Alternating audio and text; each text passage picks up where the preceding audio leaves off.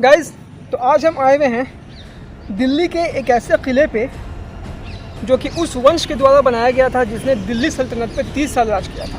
जी हाँ गाइस, 1290 से लेकर के 1320 तक खिलजी डायनेस्टी ने दिल्ली पे राज किया था और उसी के किले पे आज हम आए हुए हैं। पीछे है चोर मीनार। इसका डिटेल तो हमने आपको सारा बता ही दिया है। अब हम आपको बताते हैं खिलजी वंश की पूरी कहानी, शुरुआत और अंत। तो गाइस, 1290 में मामलुक डायनेस्टी को हराने के बाद जलालुद्दीन खिलजी बन जाते हैं यहाँ के राजा, दिल्ली के राजा, और कायम हो जाता है खिलजी सल्तनत। अब 1291 आते आते एक जगह कारा इलाहाबाद से 70 किलोमीटर दूर है, तो वहाँ पे कुछ विद्रोह उनके ख़िलाफ़ खड़ा हो गया।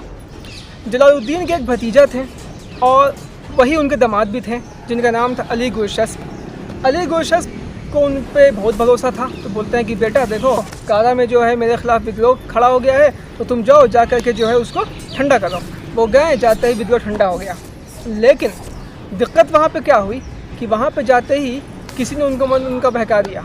बोला कि यार, तुम जलालुद्दीन क्यों वहाँ पर राजा बना हुआ बैठा है, तुमको होना चाहिए राजा, तुम बन जाओ राजा। अब उस ज़माने से यानी 1291 से उनके दिमाग में ये बात घर कर गई कि हाँ, हमको जो है बन जाना है यहाँ का राजा। उसी वक्त से उन्होंने मेहनत पूरी ज़ोर शोर से स्टार्ट कर दी थी कि हमको हर हालत में यहाँ की गद्दी प्राप्त कर लेना है।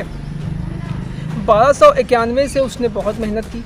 1296 आते आते उसने कारा में ही अपने चचा का मर्डर कर दिया, यानी अपने ससुर का मर्डर कर दिया। मर्डर करने के बाद अली गुरशस्प का नाम हो गया अलाउद्दीन खिलजी और बन गया वो दिल्ली सल्तनत का राजा। 20 साल तक उसने गाइस राज किया था और उसकी सबसे अच्छी बात ये थी कि उसके टाइम में बहुत सारे मंगोल अटैक हुए थे, लेकिन सारे मंगोलों को उसने नानी याद दिला दी थी, है ना, हवा टाइट करके रखी थी उसने। मंगोल जो उसका नाम सुन करके थर्राते थे, कांपते थे, है ना। और मंगोल के बारे में भी कहा जाता है गाइस कि मंगोल भी जो है बड़े ही ख़तरनाक टाइप की फ़ौज थी उनकी, है ना। जहाँ भी जाते थे तो वो पूरी की पूरी बस्ती को उजाड़ देते थे। बड़े ख़तरनाक टाइप के, जालिम टाइप के थे मंगोली सल्तनत। तो इस तरह से उसने ये सब सारे काम किए थे। अब गाइस, करते करते उसने अपने टाइम में 1316 तक उसने राज किया था। 1296 से टोटल 20 साल। अब 1316 में कुछ लोग कहते हैं कि मालिक काफूर ने उसको मार दिया। मालिक काफूर जो था उसका बड़ा ही वफादार ग़ुलाम था।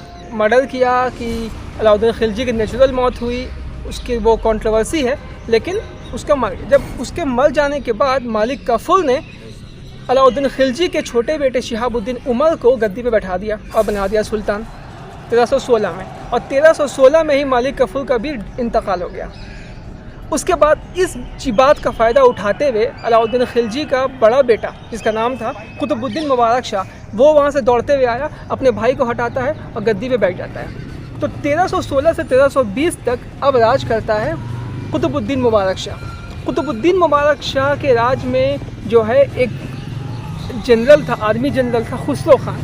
खुसरो खान ने 1320 में कुतुबुद्दीन मुबारक शाह का मर्डर कर दिया। मर्डर कर देने के बाद क्या होता है कि खुसरो खान गद्दी पे बैठ जाता है। उसने कुछ थोड़ा ही सा 5 से 6 महीना ही राज किया होगा, लेकिन उसी की फ़ौज में एक और आर्मी जनरल था गाज़ी मलिक। गाज़ी मलिक आए और गाज़ी मलिक ने खुसरो खान का मर्डर कर दिया। अब ये करने के बाद खिलजी वंश 1320 में बिल्कुल ही ख़त्म हो जाता है और फिर सामने आता है तुगलक वंश। और यही गाज़ी मलिक जिसने खुसरो खान का मर्डर किया था, यही बाद में कहलाते हैं ग़ियासुद्दीन तुगलक, जो कि फाउंडर थे तुगलक डायनेस्टी के।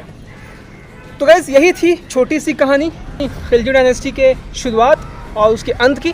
आपको कैसी लगी आप कमेंट करके ज़रूर बताइए। वीडियो अच्छी लगी हो तो इसे लाइक भी कीजिए और दूसरों तक शेयर कीजिए। मिलते हैं आपके साथ हम एक और नए वीडियो में इसी तरह से की कुछ जानकारी लेकर के। तब तक के लिए शुक्रिया।